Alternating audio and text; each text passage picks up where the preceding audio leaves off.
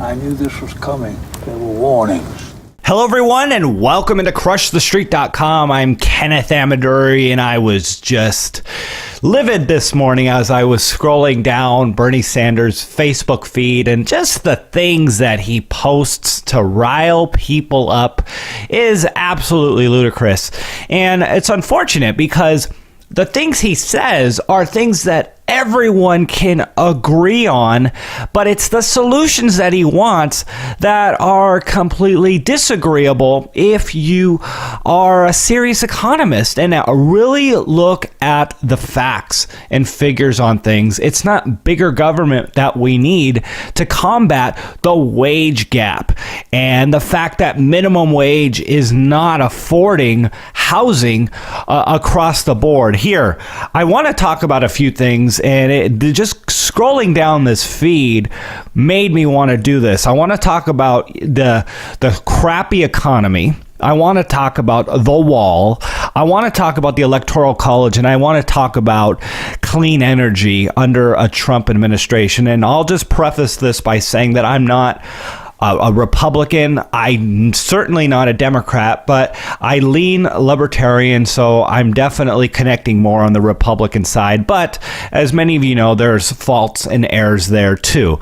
But unfortunately, we live in a country where the Republicans and Democrats have completely monopolized the system, and things that should just be things that we discuss and say, hey, you know, this is an issue. You know, how do we best approach it? Unfortunately, it's politicized. For instance, the wall, which we'll talk about. You know, no, we all believe in walls, but it's now become a political issue. You either don't believe in a wall if you're a Democrat, or you do believe in a wall and you're a racist if you're a Republican. So let's talk about the crappy economy. Sanders posts these things. Housing affordability across the board. The minimum wage is not high enough now, working 40 hours a week, to afford a one-bedroom apartment in any state here in the U.S. Wow. Isn't that amazing? Is that the minimum wage cannot afford a one-bedroom apartment in the U.S. across the board? First of all, a couple things with this.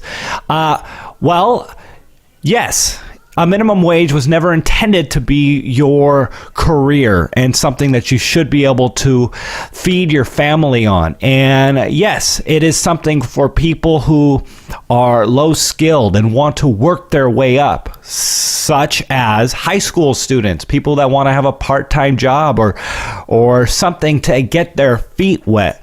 But unfortunately, we have rules and regulations that continue to shove money to other countries. And that's what we've seen. Just so you know, in the 1950s, someone working at a U.S. factory such as General Motors, someone that was working in the factory was averaging $50 an hour in today's terms. That wasn't a minimum wage. That wasn't a requirement to pay these people. They paid that because that was the market wage. And that makes total sense why someone that didn't have a degree, that was just a tradesman, was able to make that much money because it was $50 an hour. Only one person had to work. You were able to afford a car, a house, and not be in tremendous amounts of debt, making $50 an hour, working with your hands in the 1950s. But let's look at that a little closer. The U.S. was far more competitive than other countries around the world. Granted, Europe was decimated after World War II, and other countries were just not as advanced. So the GDP and the production and what we had here in the country was very far advanced and much more competitive than the rest of the world. People wanted to do business here. But what we've done since that time has degraded the fundamental infrastructure of our economy, and people are not making as much money as a result, and that really sucks. We've had wars that have put us into major amounts of debt. We've had Johnson's Great Society and tons of entitlement programs, all these things to help higher minimum wage requirements and all these things that, we're still talking about today, saying, hey, how come people don't make as much money? Well, we're not as competitive as we used to be. And we want things like NAFTA, free trade, and TPP when we don't have free trade here in the U.S.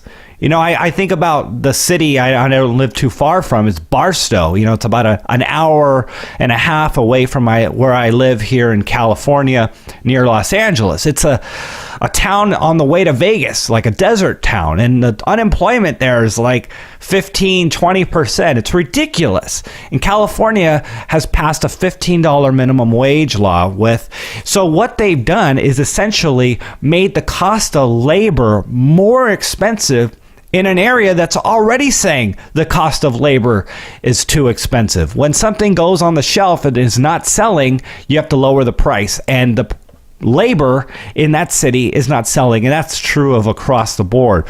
And we act like we can just tax more and redistribute the wealth more from producers, and think that they're not going to go elsewhere.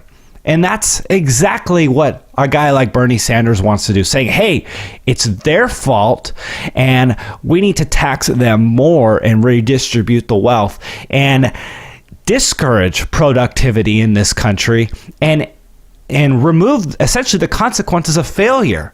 I know we want people to have health care. We want people to have good wages. We want people to be able to afford a place to live.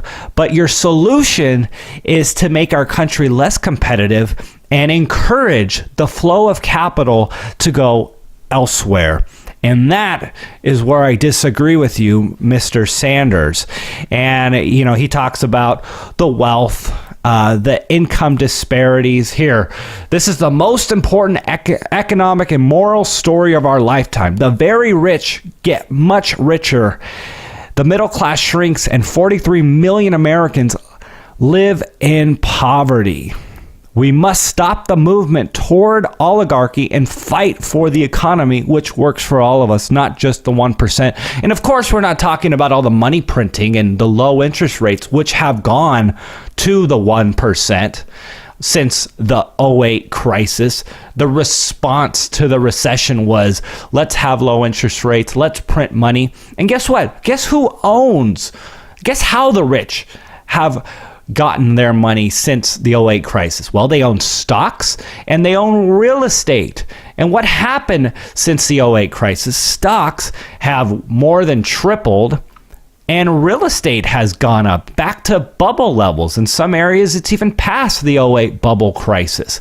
And rich people own assets, so their net worths have gone straight to the roof. And guess what? Those types of gains are taxed at the long-term capital gains. I'm not against that. But yeah, they're going to be taxed at a lower rate when their assets that they've owned for more than a year go up. And the reason why, for everyone who wants to attack the rich for owning assets and getting a tax break, quote unquote, for that, is that the government incentivizes production and investment in the economy. And they want people to own things and hold on to them. It's productive for the economy. And that's why that there's a tax incentive for it. And it's not just for the rich. Anyone can go out and buy a stock and hold it for a year, or go out and buy a house and hold it for a year and sell it if it goes up at a lower tax rate. So anyways, just a couple things on that before I get into the next topic here. So the politicized issue of immigration and the wall. Look, no one is against immigrants. At least even on the Republican side right now. Trump has talked about how he wants to have an effective immigration policy. He wants to fix the fact that we have thousands of people crossing our border illegally, getting in front of the line from many other people who are going through the process legally. For God's sakes, the man has married Russian wives, immigrants, from this country. His wife, Melania, barely speaks English. I don't think he's against immigrants, but he wants it happening legally. And he understands that there's a problem and that we can't have floods of poor illegals coming over our border and ultimately getting on the system, because that's the problem that we have. We have the left that wants to just pander to people who haven't paid and earned their way in our system, who aren't American. And again, it's nothing against people from other countries. It's just you have to have rules if you're going to be a country. And in our system, we have a lot of handouts, and that's a problem. It's a magnet for many people who want to come here. Sure, there are other reasons. There's a better economic environment, and they can get a job here more easily and have a better life. All things that aren't bad on an individual level. And I don't blame people for wanting these things, but we have to control that. Imagine a bank that left its doors open at night and didn't lock the vault.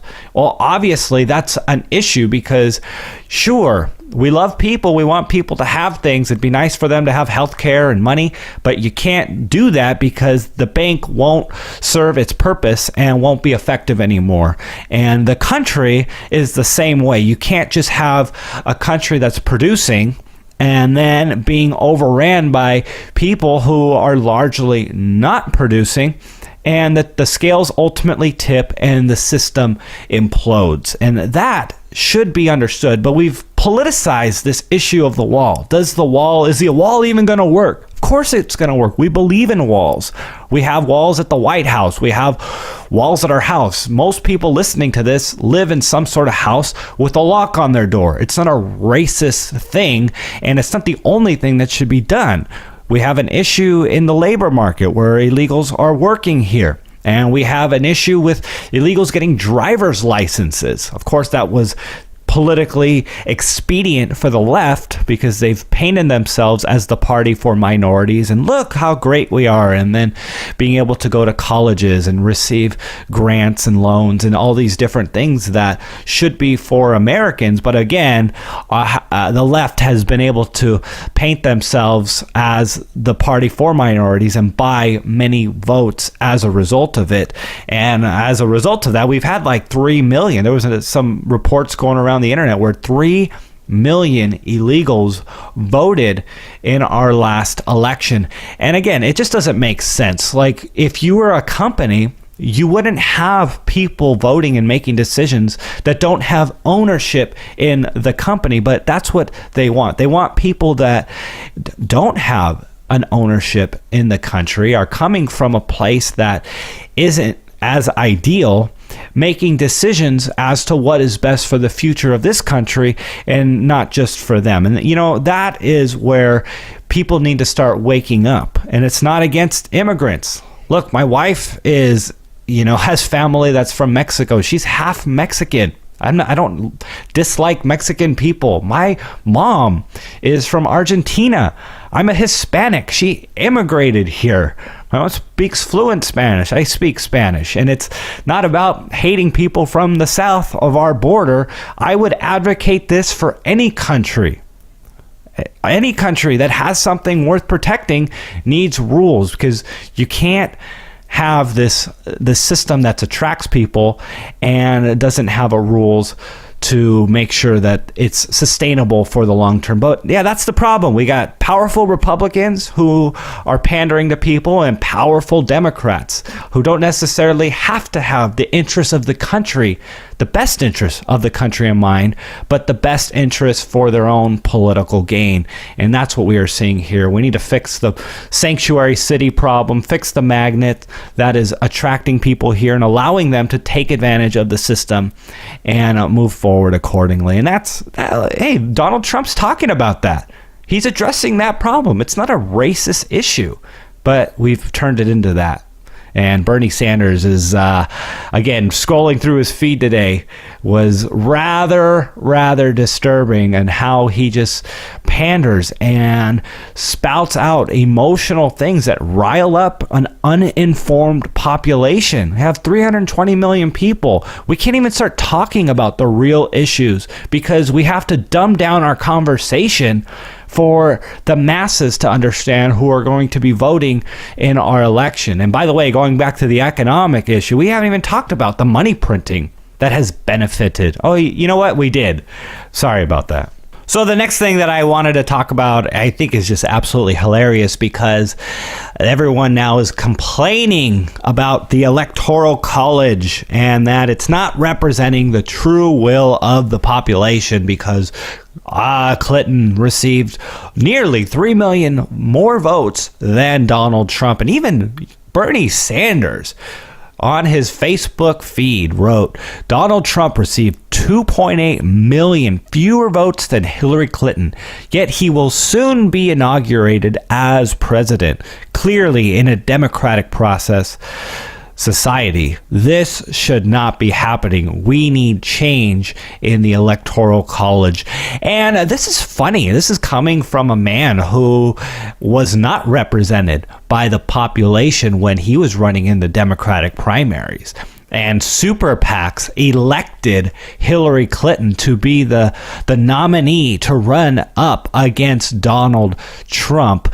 And everyone who's complaining about this, sure, when you are the victim, you always feel the injustice. And I would venture to say that it is fair to assume that Republicans, if the shoe was on the other foot, would feel the same way, and they'd be out there complaining and crying and whining that they lost because of the Electoral College. But to be fair, they both ran to win the Electoral College. Donald Trump, if he was going for the popular vote, might have actually won the popular vote. It's a liberal fantasy just to assume that he would have lost if the rules were different. He would have went to California. He would have went to Texas. He would have went to New York and New Jersey and Seattle and all these areas where there's a lot more people to talk to. And guess what? There's a lot of disenfranchised people that would have voted for Donald Trump in those areas too. That maybe just because they knew that it was a worthless vote in California, for instance, maybe they didn't vote. So, it's unfair to assume that Donald Trump would have lost had it been a popular vote, because they both ran to win the Electoral College vote. Hillary Clinton spent many hours in the Rust Belt, campaigning in Michigan, campaigning in Ohio and Pennsylvania, North Carolina, and all these states that she needed to win. She spent a lot of time and a lot of money in this area and failed to win over the people. She failed to connect, and billionaire Donald Trump did. And he's fighting for people. People like the fact that, hey, he's bringing jobs back with Carrier, and that he rejected the $4 billion Boeing deal that they wanted to do with his airplane, the Air Force One. Look, it's unfortunate because I do feel bad. And this is where I connect with the left, and that is, we have such a powerful federal government, and they're in charge of so many things: our morals, our ideals, who people should marry, what they're supposed to do with, what we're supposed to do with our guns. There's all these discussions about things that are on the table of, what they're going to allow, what they're not going to allow, rather than it going down to the states and our local governments. Again, the founding fathers understood the problems of having such a powerful centralized government that they made it very clear that it should be in the hands of the states to a larger, and that was when the country had 30 million people. That's the size of a large U.S. city, pretty much. Very large U.S. city, but not a country, not even a state. now, and they understood how the powers need to be at a local level. And it's unfortunate that the government is so powerful and that we are so affected by what someone else votes for, and that we all pitch in and pay taxes and have to suffer the consequences of what someone else wants to impose on us, rather than having a truly limited federal government and really enjoy the freedoms that are inherent to us. The government in its role protecting our freedoms, protecting our borders, and being involved in small aspects of our lives, roads and bridges, and maybe the court system, different things that we can discuss as to coming together collectively in the form of a government to have, but not to this extent that they are just so involved that it really does piss you off when the other side wins, and that your rights and freedoms are going to be taken away.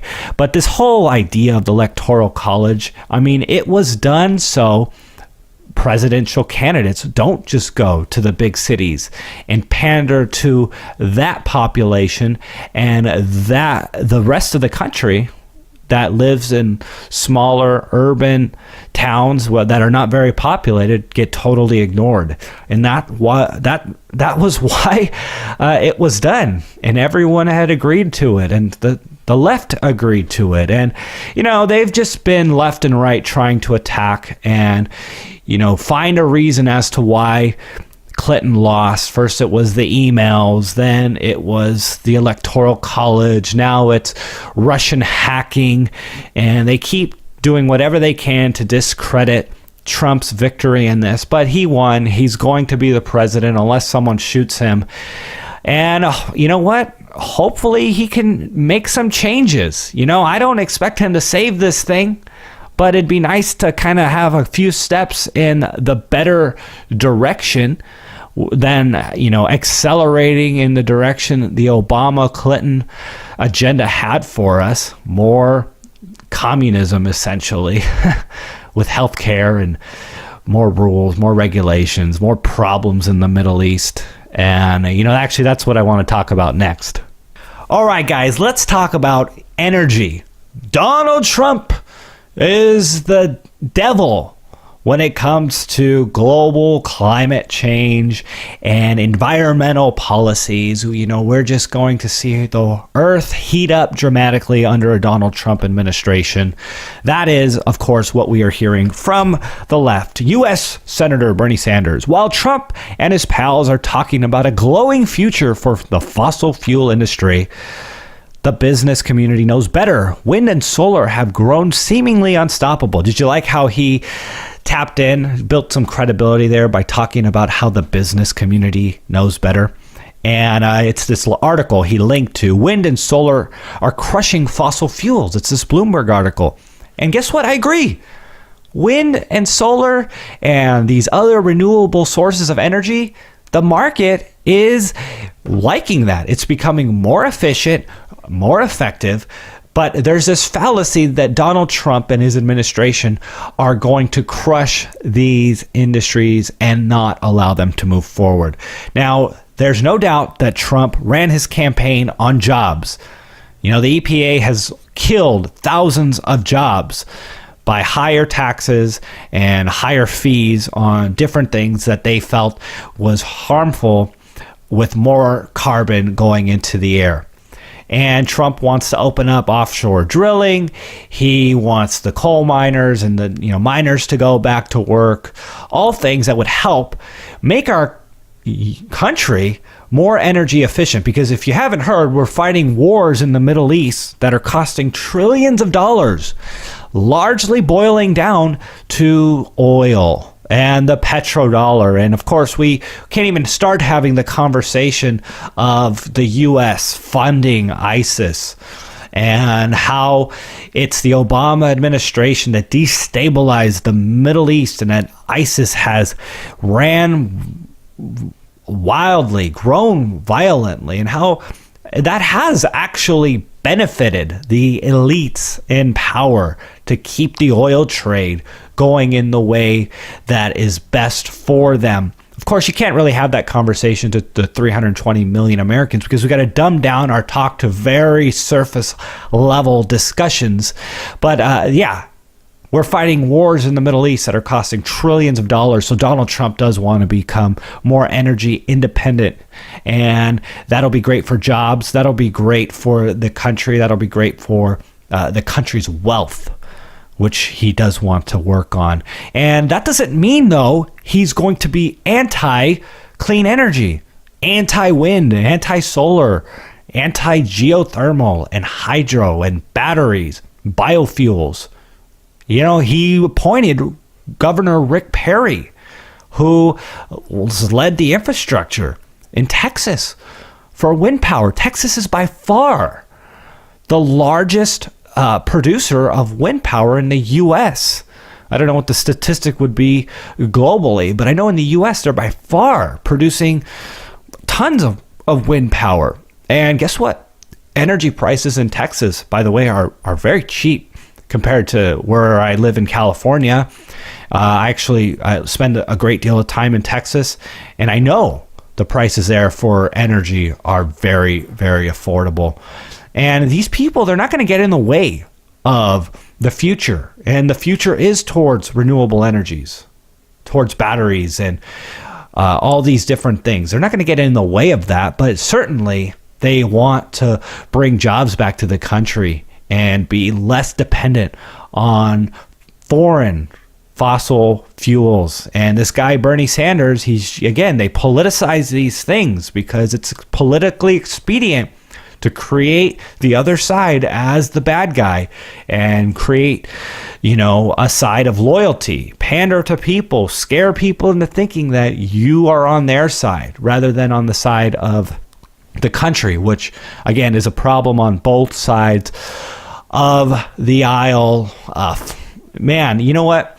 I'm actually looking forward to the changes that we're going to see. Talking about fossil fuels and, renewable energies and cars being ran on batteries. A lot of us, we hold the thought that, hey, it's where the muscle cars, we're going to lose out on the muscle cars, and we don't want cars that only drive 30 minutes, 30 miles, 60 miles before we need to recharge them. All these things are going to be fixed with technology. Technology is going to revolutionize cars and energy, and it's coming. I'm not against these things.